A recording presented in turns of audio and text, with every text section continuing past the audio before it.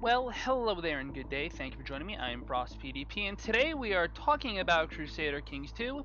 In particular, we're going to be doing some more tutorial stuff. This is the 7th video. The last video was Intrigue and Factions, as I recall.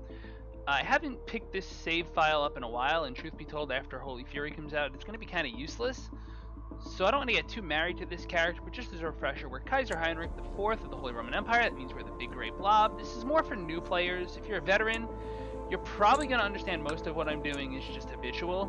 Like, oh, I saw a thing I need to deal with, I dealt with it. Okay. Today we're going to be focusing on the Religion and Societies tab. Now, to be clear, each one of these could get their own video, but the problem with that is I'd actually have to make my own video for like every religion, of which there are many, and every society, of which there are many, and I can't really cover that all in one beginners friendly, easy to digest chunk.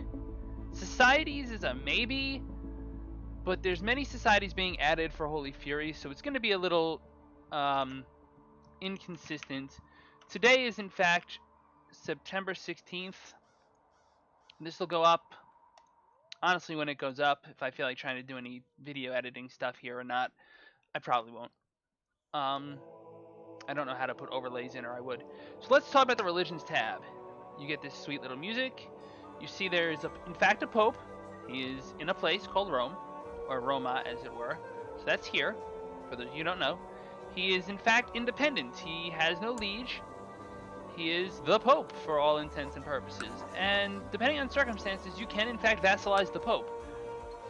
But that's really more nitty-gritty Catholic. We are Catholic. We will talk a little bit about it, but not much.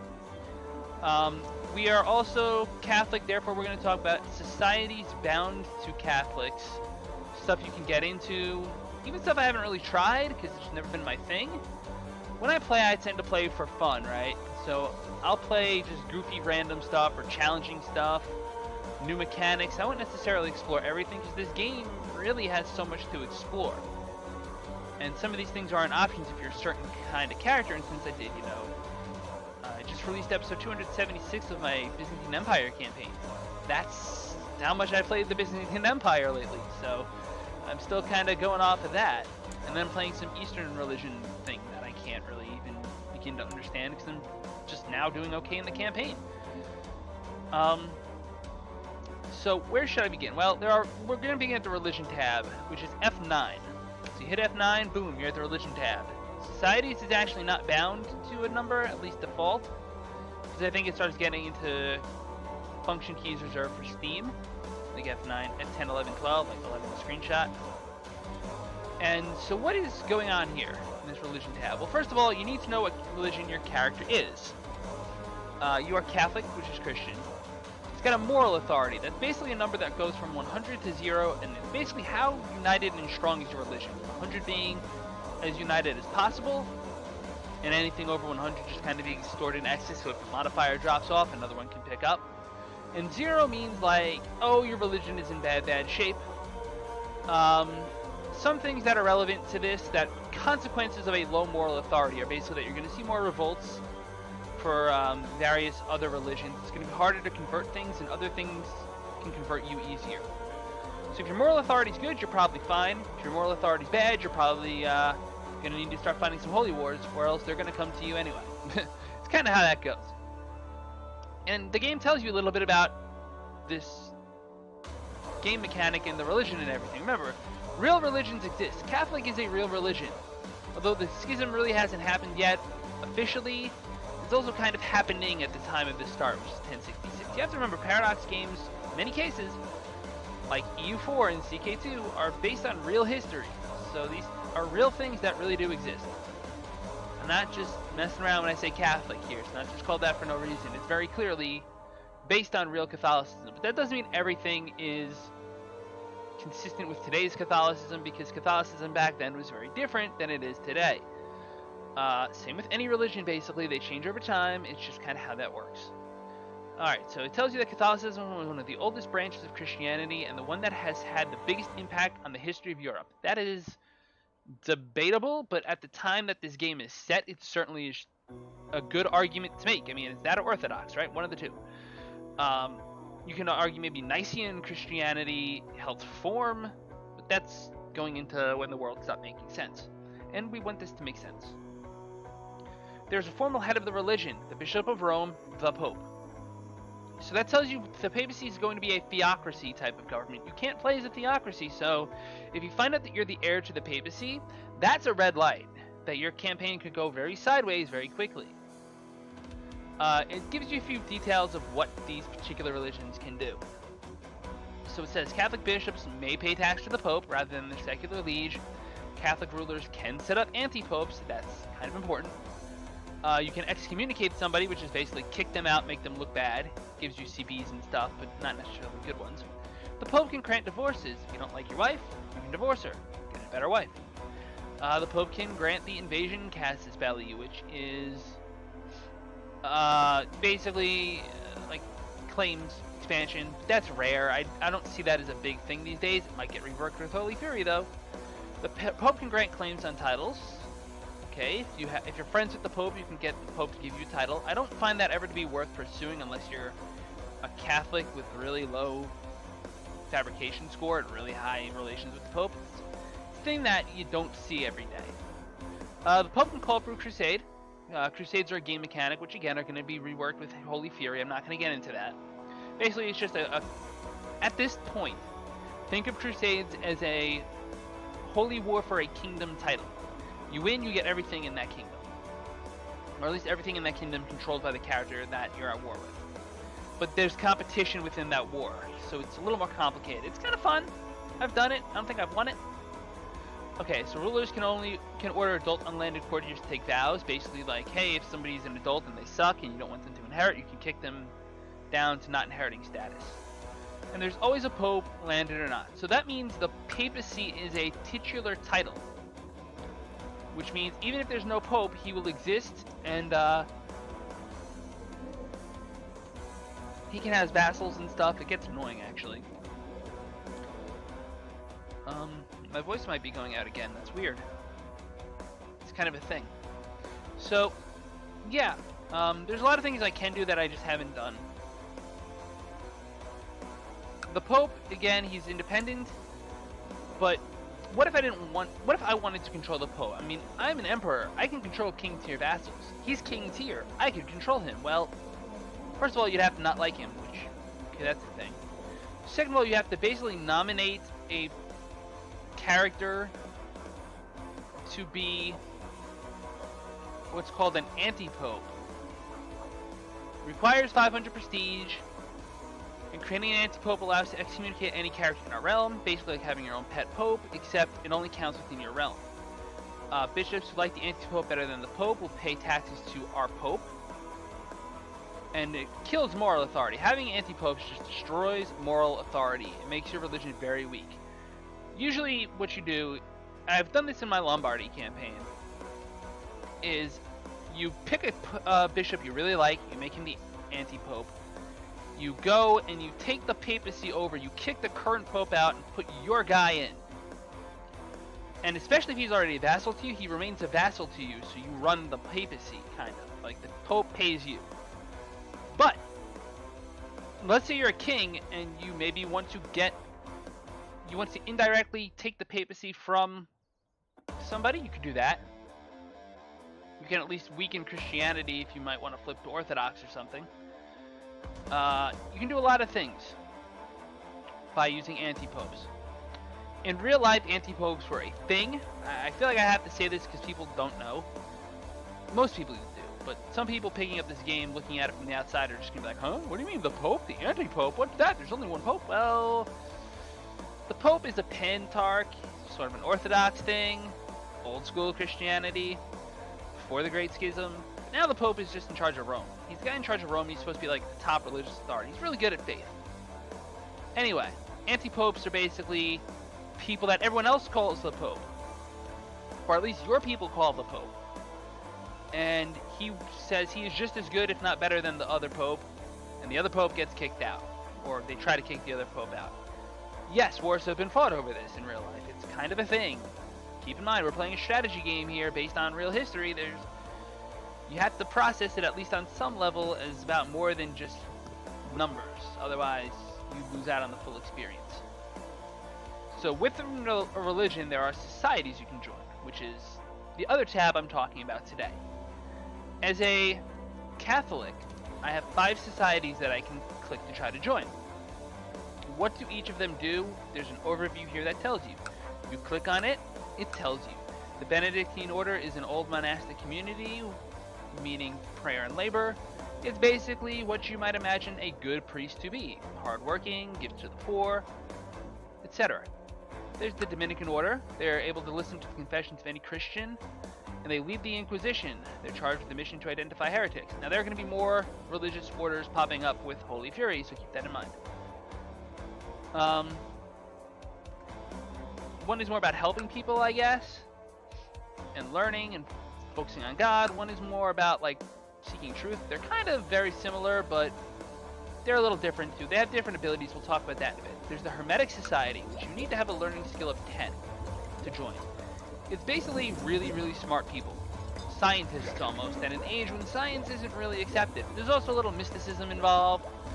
You can brew, like, potions, almost like a doctor, which would be an interesting thing. That's why, in fact, this particular symbol is the medical symbol. It's very symbol. It makes sense, okay? I'm promising you it makes sense. Hermetics believe there are deeply hidden secrets about this world that only the worthy can uncover. By the way, what is this influence thing? I don't really know, truth be told. Every society has influence.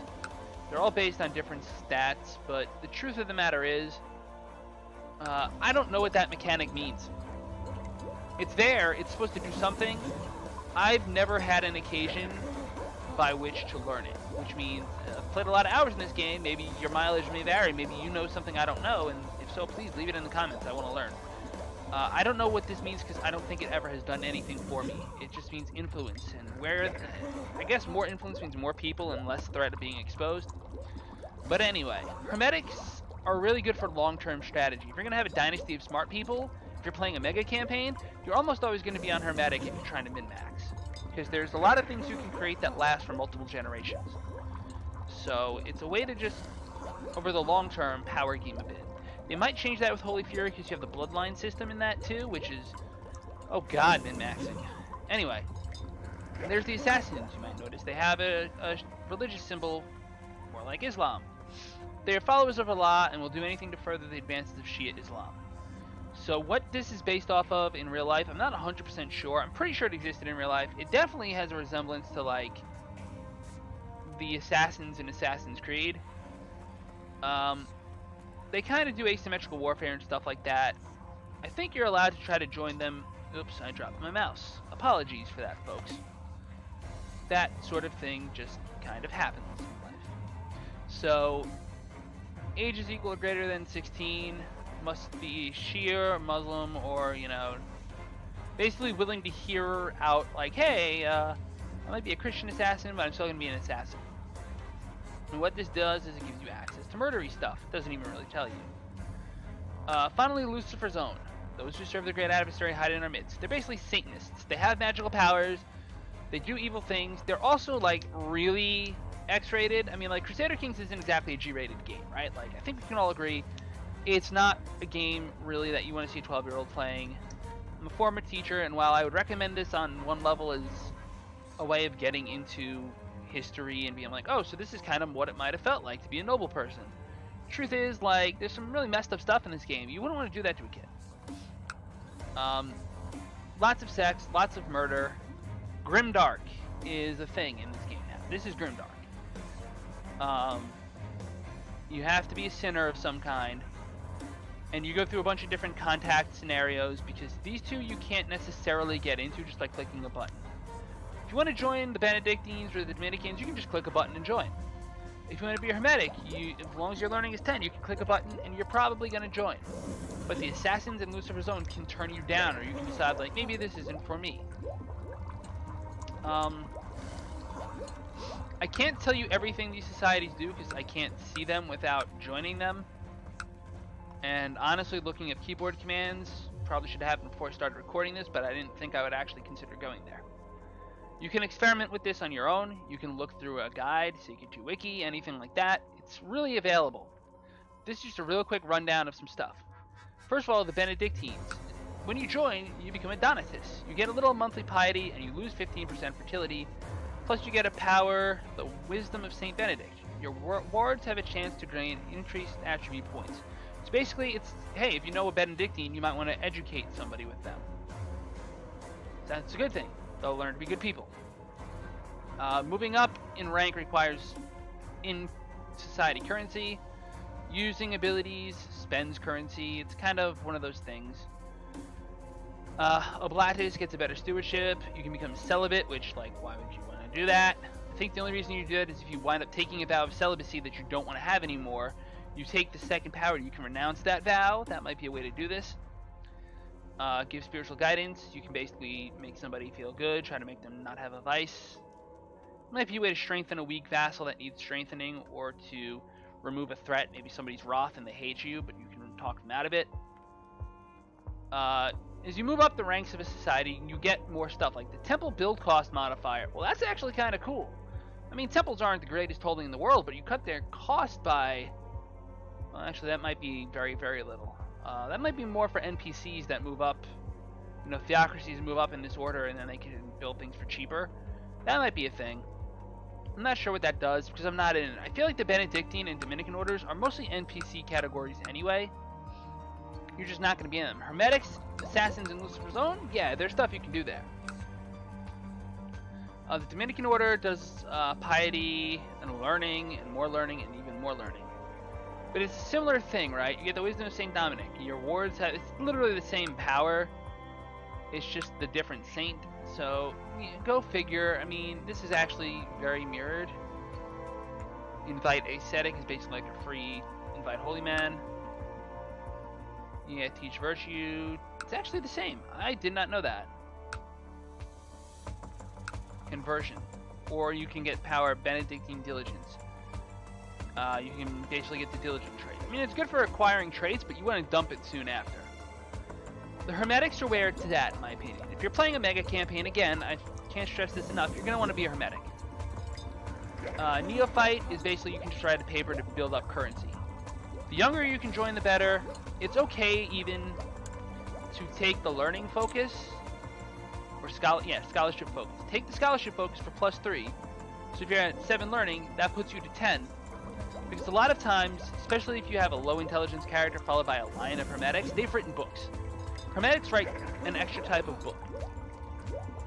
So books exist, which are a thing you can write, which make you, you know, give your heirs better stats. But then the Hermetics have a second type of book they can write, which can give health and other stuff. So basically this is for min-max and stacking and everything. And since you have to be a Hermetic to read that stuff, it's useless until you're a Hermetic. So if you have 3 learning books, you can activate the +3 learning focus, become a Hermetic that boosts you to 13, then cut out the learning focus, you're at 10, you can stay in the Hermetics. I've also found that if you appoint an apprentice, there's basically, like, I'm not going to go into detail, but there's a way you can appoint an apprentice. If you appoint your heirs an apprentice, he's automatically going to be a Hermetic if he finishes his apprenticeship. It's just a thing, it's kind of cool, and it lets you have a little more control over whether or not you want to stay in the Hermetics and be like a long line of wise chemistry kings. It's great for tech. I find it's really essential for any long-term game, but it's only available to Western type countries. I think Muslims and Christians only. I don't think it's available to others. I could be wrong. The fact is, with all that's happened in Crusader Kings 2, there's a lot of different things you can look at. Especially when it comes to religions, there's just a lot of different features. Sunni has the ability to marry multiple wives. Pagans have concubines. That means you have broader dynasties, but you might have to reform a religion with paganism, which they're going to totally overhaul with Holy Fury, so I'm not even going to try to talk about it at this point. Orthodox doesn't have a pope, it just has, like, a guy that you kind of run if you're the Byzantines, or you set your own up if you're not. Shia, I haven't really even gotten to experience much of, unfortunately. I probably should someday, but it's just something that's not really, like, I'm not big into assassinations. It's not my style of play. So, I don't know. If you're Norse, there may be other societies available to you after Holy Fury drops. And that's kind of it. That covers, again, the religion and the hermetics, or not even the hermetics, but the societies tabs. Religion societies. Religions are different for every religion. Your character has a specific religion, so this is going to look different. Societies you can join based on certain things. They offer you different gifts. See, write a magnum opus. It's kind of important. But you have to be a hermetic for a long time, so you want to join young. Anyway, that's about it, and that covers the essential tabs. So is there something you want me to talk about? I'm open to suggestions. Leave a comment in the video below and let me know what you'd like to see me cover next. Because truth be told, I'm here to help educate the CK2 community, especially newcomers that have friends that nags them to play this game, and they finally got it on Steam sale or something.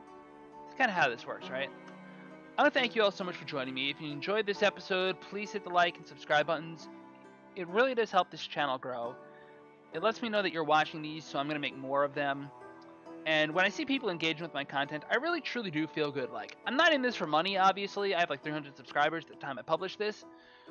I'm not making any money really off YouTube or Twitch. It's just something I'm doing for fun and to sort of, you know, have something I can show to my friends who are like, oh, what's Crusader Kings? Well, here's Crusader Kings. You want to do a stream about it sometime? Because video games are just how I have fun. So when I see people engage with the content, I really do enjoy it. I try to be friendly and approachable. I'm on the CK2 Discord. I'm on the CK2 subreddit. Paradox forums are a little old school for me, but I poke in there from time to time. Dev's Diaries are a great read. And as always on this channel, La Paz.